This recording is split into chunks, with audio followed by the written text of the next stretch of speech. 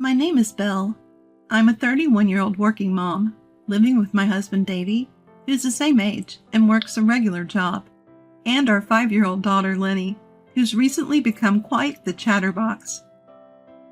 We're just your average family, neither rich nor poor, and we get along great. But a storm was about to hit our peaceful home. That storm was my mother-in-law. My father-in-law had passed away, and mother-in-law lived alone. When Davey and I got married, we had agreed not to live with her. It just seemed easier that way. Davey was her only child, born when she was older. We'd been married for 5 years, and mother-in-law was getting on in age. Living alone at her age could be tough and even dangerous. Davey would visit her when he could, but it seemed like she was struggling. Seeing my husband trying so hard on his own, I made a decision. We would live with mother-in-law. If my beloved husband was doing his best, how could I, his wife, not support him? I mustered up the courage and suggested living together to Davey. He looked surprised and asked, "Are you sure?" Honestly, I wasn't thrilled about the idea, but I felt something needed to change. I couldn't do much with housework, childcare, and my part-time job. If anything happened to mother-in-law, Davey would be the one to handle it. After discussing these important matters, we started living together. Thank you, Belle. Truly, thank you. On a spring day with cherry blossoms falling, mother-in-law arrived at our home, tears in her eyes. I thought living with such a humble mother-in-law would be smooth sailing, but I was wrong. At first, she was reserved, but as days went by, her true colors showed. She began to torment me. I realized I had misjudged her. "Belle, this dish is too salty for me. Can you make it lighter?" When I did, she'd say, "Why is it so bland? Are you mocking the elderly? How rude!" And that was just the beginning. "Please hand wash all my clothes. They'll get ruined in the machine. They're all expensive, you know." When I suggested dry cleaning, she'd retort, "That's wasteful. You lived comfortably thanks to my son, so stop wasting money and start saving." If only she'd pay for her own clothes. Clearly, she was just trying to annoy me. And that was just the beginner's level. Intermediate level torment went like this. "Belle, are you wearing makeup? It won't help. You're too plain. I'm so glad our granddaughter looks like my son. He takes after me, so she looks like me. Her future is bright." Yet mother-in-law would spend over 2 hours on her makeup every morning. She looked like a completely different person without it. I respect her desire to look beautiful, but isn't her foundation a bit too pale? And her cheeks are oddly red. And her bright red lipstick leaves marks on every cup. I'd never say this out loud because it's rude to comment on someone's appearance. But what I can't forgive is her throwing away my precious makeup set. When I came home from my part-time job, it was all gone. Mother-in-law nonchalantly said she'd thrown it away. When I asked why, she said, "I've told you before, makeup won't help you. It's a waste of money. Save, save. From now on, live without makeup. Aren't I the most thoughtful family member? You should be grateful." Grateful? As if. If this were a mountain, I'd surely scream at the top of my lungs. Let the echo carry my frustrations, making sure mother-in-law heard it over and over. But alas, this isn't a mountain. What's worse, mother-in-law only torments me when we're alone. She always waits for moments when my husband is away and our daughter is at kindergarten. I don't want to badmouth her to my husband since she's his mother, but I wish he'd listen. After much thought, I hinted at my frustrations, but it barely made a difference. "I'll talk to Mom." He tried to address it, but mother-in-law would cry, claiming, "I never did such a thing." He even went so far to say, "My wife is trying to trick me." My husband was less confused. I felt helpless. Well, they say seeing is believing. Seeing is believing. I decided to secretly record my interactions with my mother-in-law to show my husband. Now, where to place the camera? As I pondered, the advanced level of mother-in-law's torment began. We started living with mother-in-law in the spring. After a hot summer and a fading autumn, one winter day came. My husband was away on a business trip, and our daughter was staying at my parents' house. It was snowing outside. I usually bike to my part-time job, but due to the snow, I walked and returned in the evening. After coming home, I'd usually clean, do laundry, and then cook dinner. But let me remind you, it's winter, nighttime, and it's snowing heavily. It's not the best time for hand-washing laundry. Yet, mother-in-law cheerfully handed me her laundry, saying, "Here's today's laundry. They're delicate, so make sure, absolutely sure, you hand-wash them." She emphasized because she knew it would annoy me. "I'll wash them with warm water then." "No, you can't. The colors will fade, and it'll damage them. Absolutely, absolutely wash them with cold water." So outside? It's snowing. Don't be silly. I lost it and yelled, "This is ridiculous. Why should I hand wash with cold water on such a cold day? If they're that precious, wash them yourself. How dare you? I'm an elderly woman, expecting me to wash with cold water? Are you out of your mind?" "Are you out of your mind, mother-in-law?" "I'm always in my right mind." If that's true, it's even worse. She probably didn't expect me to fight back. Mother-in-law glared at me, her face red with anger. But I wasn't backing down. "Why don't you go outside, mother-in-law? You've been indoors all day, so you might not realize how cold and snowy it is." "How dare you suggest sending an elderly woman out in this cold? What kind of daughter-in-law are you? What kind of mother-in-law asks for a cold hand-washing on a day like this?" If she had something to say, I'd respond. I was ready to confront her fully. I felt bad for my husband. But if we're going to live together, I can't always play the good daughter-in-law. As I glared back at mother-in-law, she suddenly grabbed my hand. "Ah!" Before I could think about it, my mother-in-law pulled my hand. She was surprisingly strong for her age. Before I knew it, she had pushed me out of the front door. The next thing I knew, the door was locked. "Mother-in-law! You're not the kind of daughter-in-law I want. Get out! This is my house. You should be the one leaving." But my shouts fell on deaf ears with mother-in-law. She seemed intent on locking me out. No matter how much I banged on the door, there was no response. I was in a bind. I wasn't wearing a coat, and I didn't have my house keys. Luckily, I had my cell phone in my pocket. I tried calling the house. I could hear the ringtone from the other side of the door, but mother-in-law didn't answer. With no other choice, I called my husband, who was due back from his business trip that day. But he didn't pick up. I sent him a message. "Mother-in-law locked me out. It's snowing heavily and I'm freezing. I'm heading to the nearby grocery store for shelter. Please get in touch ASAP." I began my trek to the grocery store.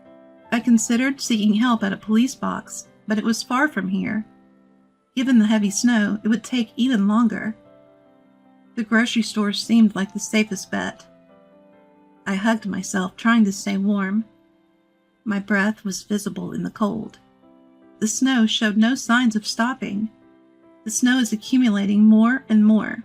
Cars, bikes, and even bicycles were nowhere to be seen. It was late, and the streets were almost deserted. I trudged on.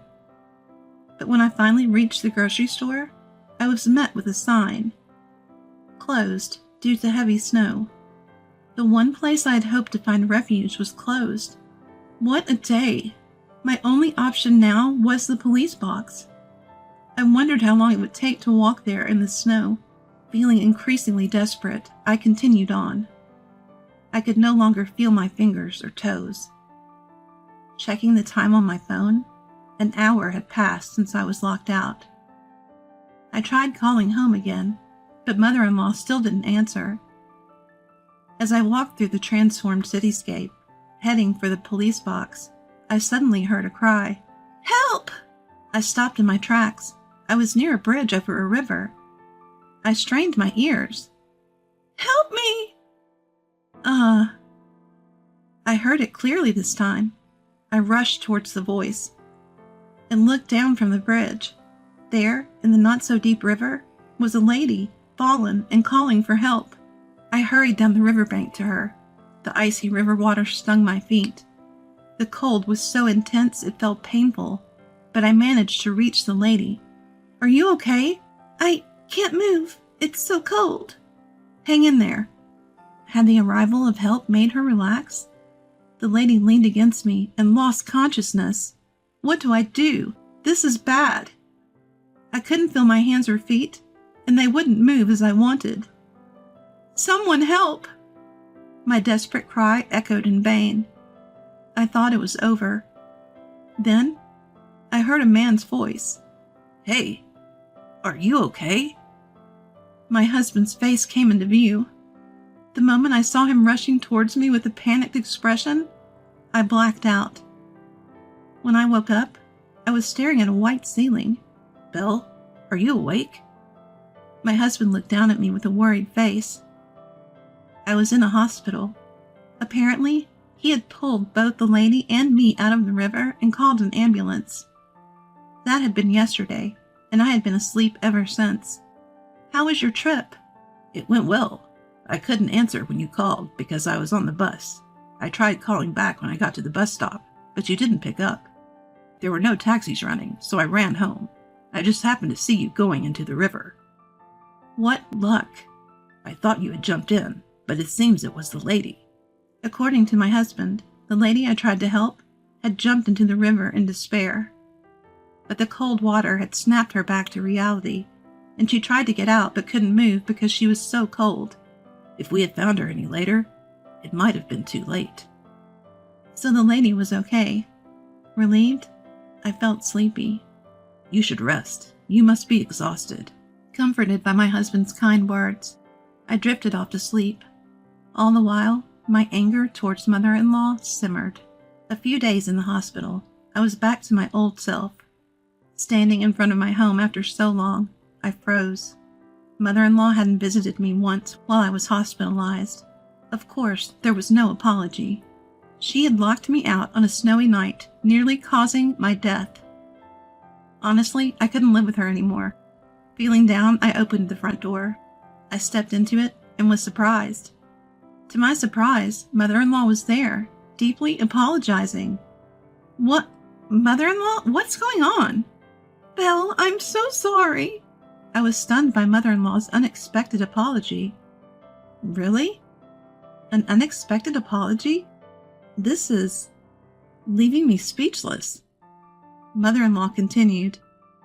"I never imagined something like that would happen. I truly regret locking you out. Please forgive me." What? She's sorry? This mother-in-law? The one who's always been so aggressive towards me? The one who locked me out in the snow? Suspicious. Very suspicious. It would be strange if there wasn't a catch. I narrowed my eyes at mother-in-law. "What will you do if I don't forgive you?" Mother-in-law's hand twitched slightly. "I was freezing out there, you know. If my husband hadn't come, who knows what would have happened. Anyone would know what happens if you lock someone out in a snowstorm. If you didn't, does that mean you're not normal?" I said sarcastically. Mother-in-law's face turned bright red. "What did you just say?" "You think you can take advantage when someone's being nice? Don't get too cocky. My son said he'd end our living arrangement if I didn't apologize, so I did it. Now that I've apologized, let's forget about the whole locking out incident. Now, get back to your chores." She took the bait so easily. I smirked, seeing right through mother-in-law's true intentions. Wow. Her remorse was all a lie. People don't change that easily, do they? Especially not someone like mother-in-law. But just as I thought that, she started her antics again. "Make sure you hand wash my clothes with water." Are you still on about that? Still demanding hand washing? "Only cook what I like. If it's not tasty, I'll throw it away." This is hopeless, absolutely hopeless. She's beyond redemption. I sighed heavily and looked back. You're saying all this, huh? My husband, who had been standing a bit away, was out of mother-in-law's sight. But he had been there the whole time. Mother-in-law's beloved son, my husband, was right there. Davy, what about work? Mother-in-law noticed him and turned. I took the day off to be with Belle. But Mom, you haven't changed at all. No, I was just joking. Joking? It's not funny at all. I told you to genuinely apologize to Belle and never do such things again. But I did apologize. You're about to revert to your mean self. That was just a joke. That's why it's not funny. I had warned my husband to keep a distance, but mother-in-law's reaction was as expected, or even more dramatic. She desperately tried to justify herself, and I couldn't stop laughing. Belle, what's so funny? You, on the other hand? Mom, I'm talking now. Listen to me. I'm sorry. Even mother-in-law couldn't ignore her beloved son's words. His lecture continued, with mother-in-law listening tearfully. Why would you be mean to Belle when she agreed to live with us out of concern for you? I might have gone a bit overboard earlier, but I've never harassed her. She's starting something. I commented on the food's taste, but I just wanted her to know my preferences. I asked for my clothes to be dry cleaned, but Belle said it was a waste and would hand wash them. I told her to wear makeup, but she threw away her cosmetics right in front of me. Which mouth is saying that? It seems mother-in-law wants to believe she's not at fault. I can't help it. I pulled out my phone and played a recording. Today's laundry, it's expensive, so definitely hand wash it. Mother-in-law's voice played clearly. Ah! She screamed and tried to grab my phone. I dodged her and continued playing. Definitely wash it with water. You're not the kind of daughter-in-law I want. Get out. The sound of her dragging me out and shutting the door, ignoring my pleas. All of my mother-in-law's violent actions that day were recorded. I secretly recorded our conversations on this phone. Whenever I talked to mother-in-law, I always had my phone on record. Thank goodness for my phone, or things could have been really bad. Mom, any rebuttal? My husband asked, and my mother-in-law was speechless. Anything else to say? Is there anything left to say? Yes. What do you mean? This is the end. You've trampled on my feelings of wanting to care for you. I want you to leave. What? I'm cutting ties. You can live on your own. We won't contact you again. Even if you reach out, we'll ignore it and won't meet. What? You sold the family home, right? You should have all that money. Plus, with your pension, you should be fine. We won't help. But wait, Davy. Are you abandoning me? Betraying your only family? You're the one who betrayed us. My husband's angry voice left mother-in-law speechless. She sat down, unable to say another word. The only sound was the dripping of melted snow from the roof. Then things moved quickly. While mother-in-law sat there, lifeless, my husband and I packed her belongings. Her hometown was a 2-hour train ride from our place. She had distant relatives there, but she'd been estranged from them for so long that no one would probably care now. She rarely went out when she lived with us, so she likely didn't have any friends. Maybe that's why she had so much time to harass us, but now it didn't matter. Bye, Grandma. My daughter waved at mother-in-law. Seeing her cheerful granddaughter waving without a hint of sadness, mother-in-law finally broke down into tears. The taxi carrying mother-in-law drove off, leaving behind her sobs. I felt nothing. It was her own doing. With that thought, I entered our home, feeling refreshed. Time passed. Rumor said mother-in-law lived alone in an apartment. We still received calls from her, so she must be alive. But we never met or spoke to her, just as we promised. She'll probably live a lonely life. She destroyed the happiness she had, and the price was steep. With mother-in-law gone, peace returned to my heart. While listening to the washing machine, I served tea to an unexpected guest. It was an elderly woman. The very same lady I had saved on that snowy day. She had been living a lonely life, filled with despair.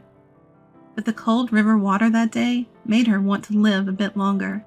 "My son offered to live with me," she said. "That's wonderful." "His wife is lovely, but I didn't want to be a burden, so I decided to move nearby instead." "That's nice." "I've been lonely since my husband passed away. I thought life had nothing good left, but I was wrong." "I'm glad you realized that." "As long as I'm alive, there's hope. Thank you for saving me that day." I smiled back at Lady's grateful face. A lady who lived her life with determination and found happiness. Mother-in-law who ruined her chance to live with her son and his family. There are so many ways to grow old. Everyone's path is different. But our own attitudes shape whether our later years are happy or sad. Seeing these two elderly women, I had a vague idea of the kind of future I wanted. To ensure a happy future, and to protect the peaceful days I have now, I reminded myself of the path I should take.